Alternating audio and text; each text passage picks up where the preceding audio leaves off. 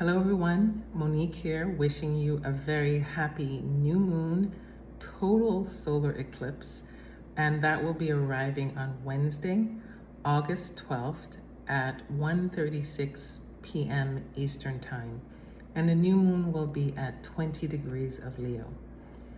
Now, I have written a lot about the eclipse in the blog, and of course, I will be talking more about the eclipse in this video, but I wanted to start this video by talking about the day before the eclipse, which is Tuesday, August 11th.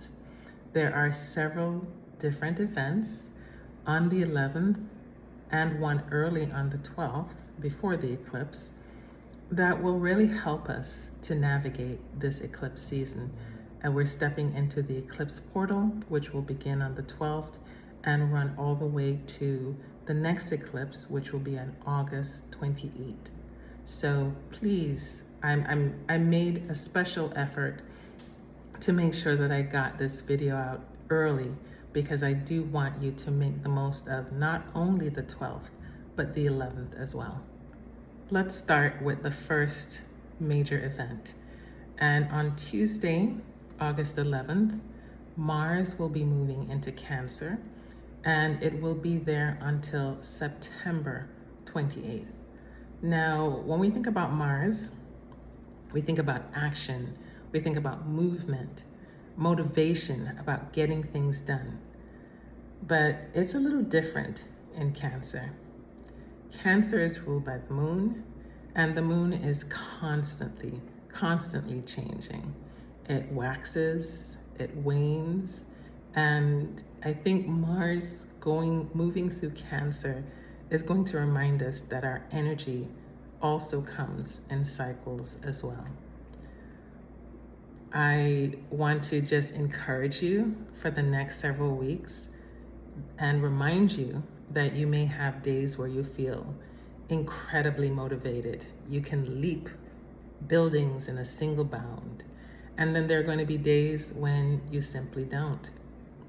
So rather than forcing ourselves to keep moving at a constant pace, we need to honor these fluctuations. And we can start by asking ourselves, every day when we wake up, ask ourselves, what do I have the emotional energy or capacity to do today? My recommendation is for all of us to rest as much as possible on Tuesday and Wednesday.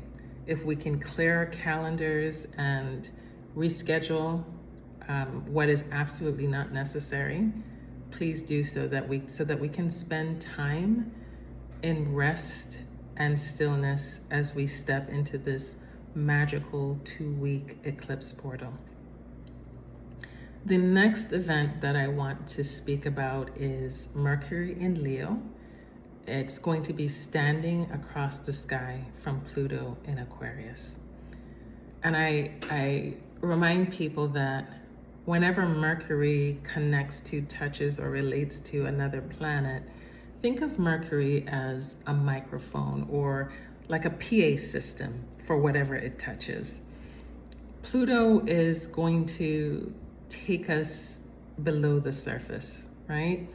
It's a moment when, Pluto is going to maybe reveal secrets or truths that have been lingering in the dark. They're going to come to the surface. And it's also a time for very powerful conversations or fierce conversations.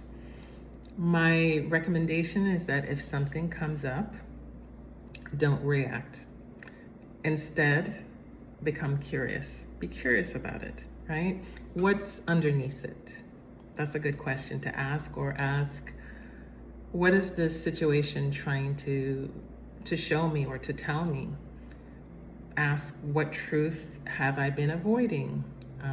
Particularly if it's a truth that I need to communicate to myself. Mercury opposing Pluto is also a great time to do research, deep research, to do investigation, Pluto wants to go beyond the obvious answer. So look at your natal chart, look at the house that's ruled by Leo and Aquarius, and this may give you some clues about what you can look deeper at. Then after that, Mercury will connect with Neptune, and it's going to be in a very nice and flowy connection. It's going to really soften the energy. Pluto asked us to face the truth, and Neptune is going to bring us a little compassion, and soften the moment. It's a really wonderful day to pay attention to your dreams, and that's not only the dreams that we have at night, but it's also a great time to actively daydream, to spend some time and sit and daydream about your bigger dreams, your bigger goals. With Neptune, we can listen to music, we can read some poetry or write some poetry. Just allow ourselves to kind of decompress, right? The other very important aspect of Neptune is to really allow ourselves this capacity for forgiveness.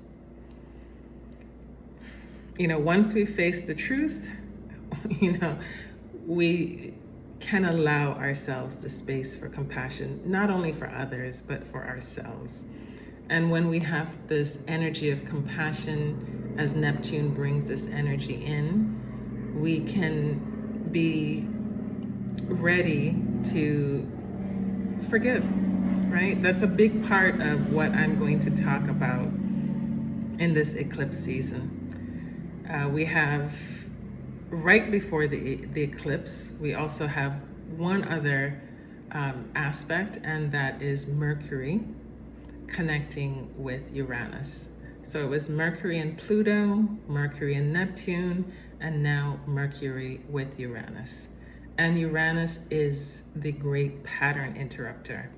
Uranus will communicate, unexpected information, different ways of thinking, different perspectives.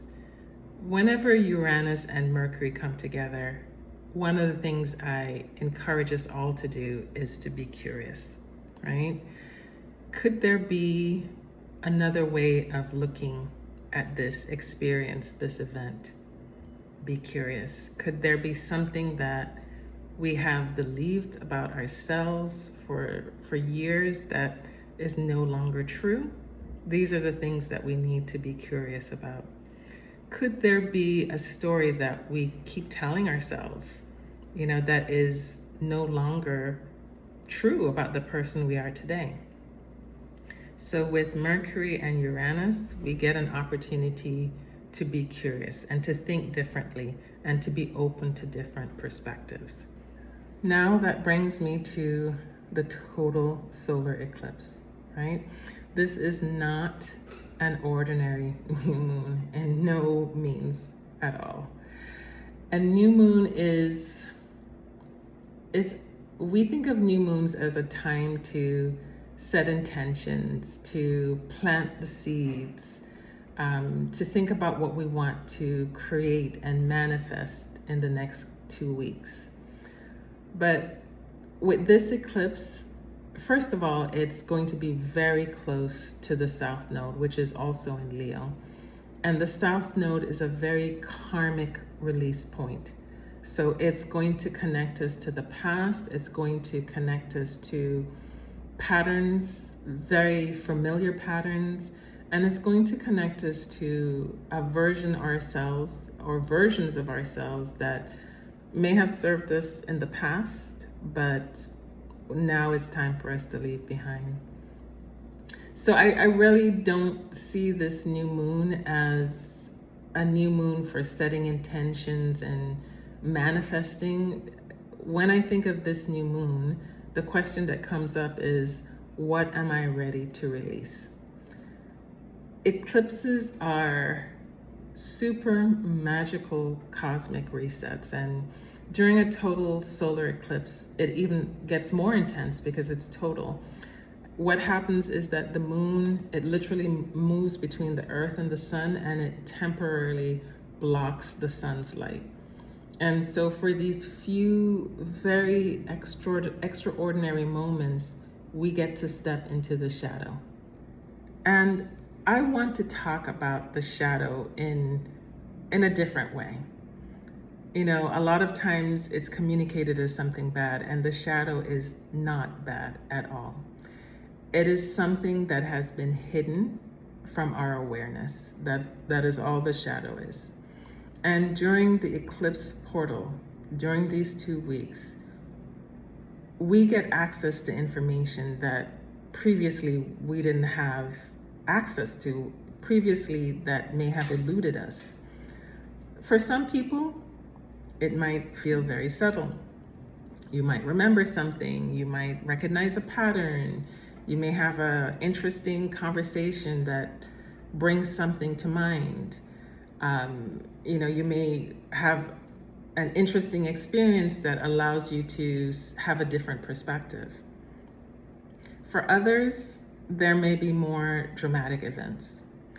You know, eclipses can be very dramatic, so it could be a dramatic revelation, it could be a dramatic unexpected change, or often with an eclipse, it could be a very dramatic ending. So if something significant happens, please take a pause. Don't react. As I said before, eclipses are very powerful pattern interrupts, and action taken during an eclipse,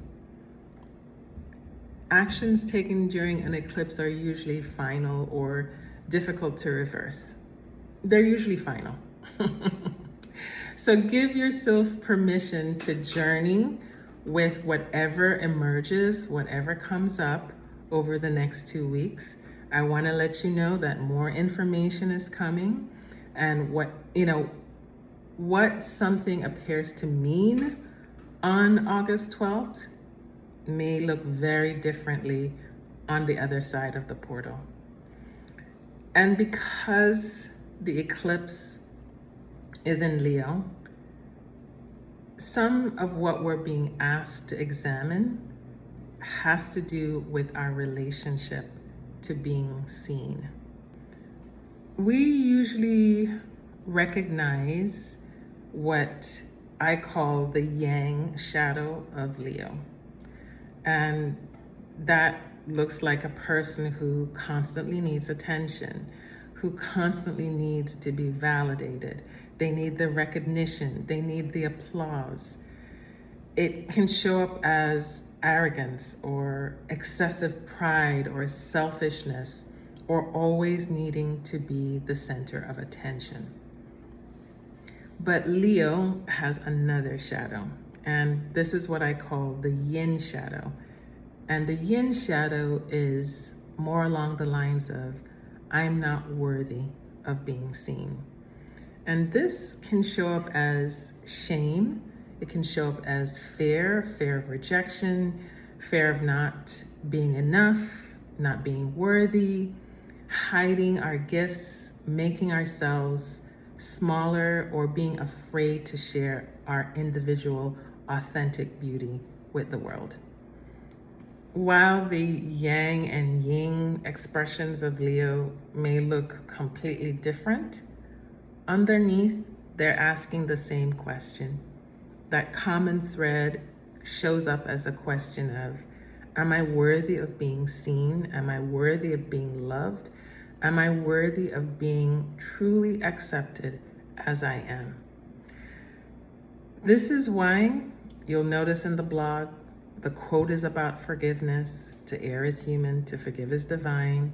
The song for this eclipse new moon is The Heart of the Matter, which is one of my favorite songs, and it's all about forgiveness, right?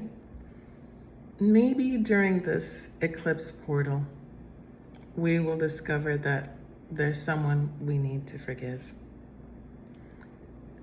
Maybe there's an experience that we are finally ready to stop carrying.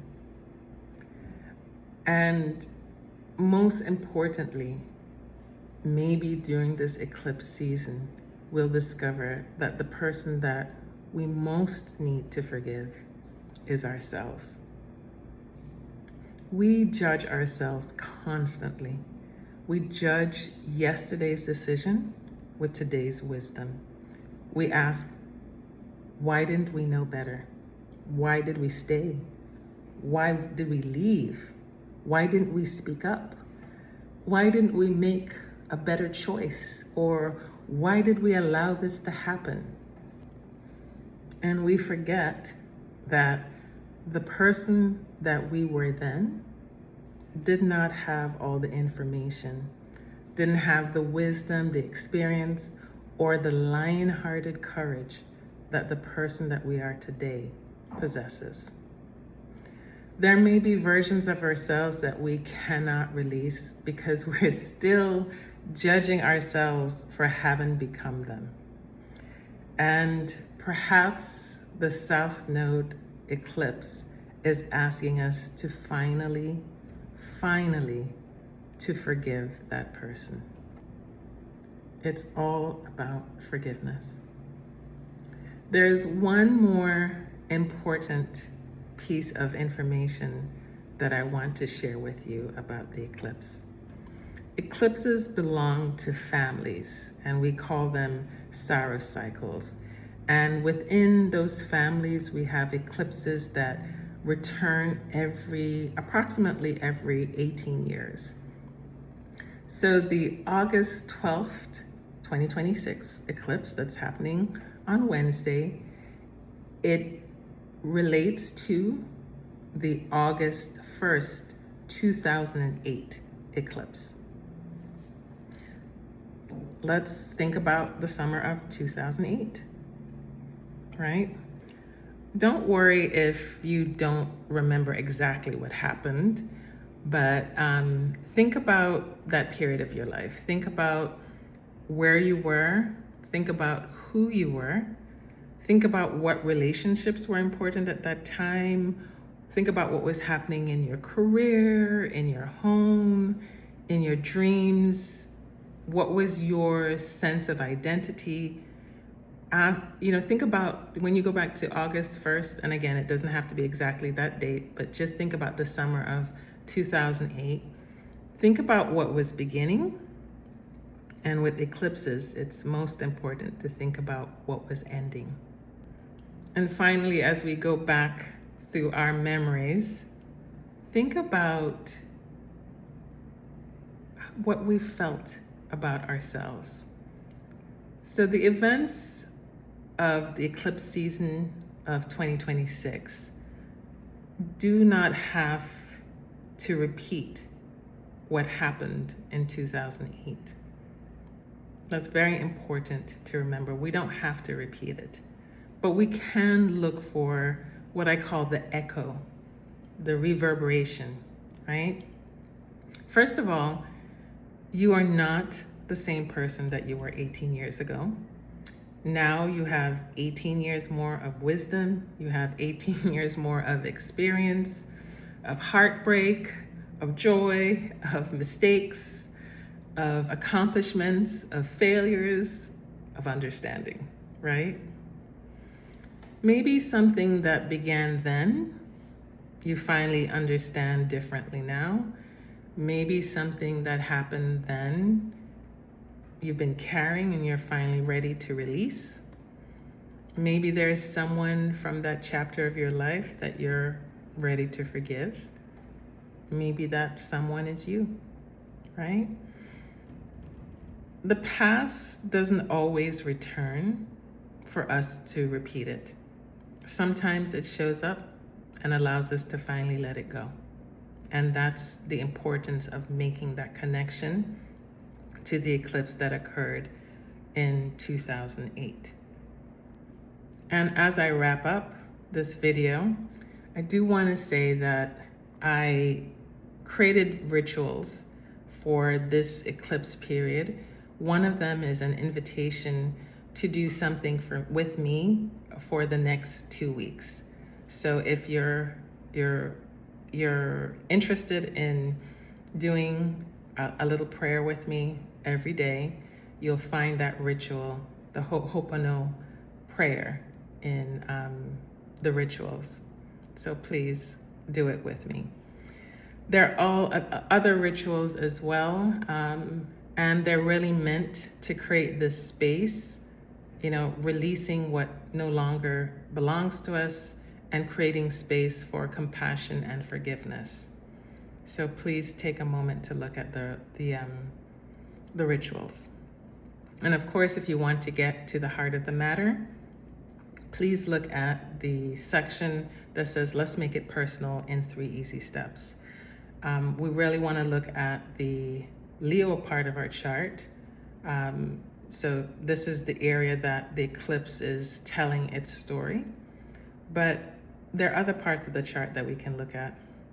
One of the things we want to keep in mind that the eclipse is occurring at 20 degrees of Leo. So you can look to your Leo house cusp. You can look to see if there are any planets in that house that are approximately anywhere from 17 to 23 degrees of Leo. In addition, 17 to 23 degrees of any of the fixed signs, so Aquarius, Scorpio, or Taurus. So you can do that to see if this is going to have a more impactful, if this eclipse will be a more impactful event for you or not. And then of course, I always invite you, if you are interested in getting to the heart of your natal chart, I'm always here. I have specials listed always in the blog, but if you want something more, if you want me to look at your natal chart and help you to navigate this eclipse or eclipse psych season, I'm here for you. And so with that said, I want to again remind you to have a very magical eclipse season as we step into the portal, which begins on Wednesday the 12th with the total eclipse of the sun. Enjoy, be well, and I will see you for the next eclipse. Bye-bye.